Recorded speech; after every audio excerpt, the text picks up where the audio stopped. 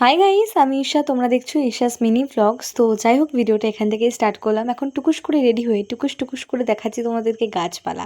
আর এই গাছপালা দেখাতে আমার যতটা ভালো লাগে, নিজেও দেখতে ততটা ভালো লাগে। তো যাই হোক, এখন রেডি হয়ে গেছি, আমি যাচ্ছি এখন কম্পিউটারে।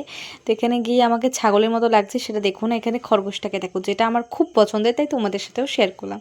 এখন ছাপড়ি জুতো পরে আমি চলে যাচ্ছি অটো ধরে আমার গন্তব্যে। জুতোটা আমার নিজেরই পছন্দ হয় না, তো যদি তোমরা দেখে থাকো ভিডিওতে, এই জুতোটা ফুল ইগনোর মারবে, ঠিক আছে? কারণ এটা আমি জেদের বসে কিনেছি, আর আমি যদি বলি মা এটা পরবো না, কেন মাই আমাকে কিনে দিয়েছিল, বারবার বলছিল এটা কিনিস না, তো আমাকে মেরে ফেলে দেবে। তো যাই হোক, কম্পিউটারে এখন চলে এলাম আমি।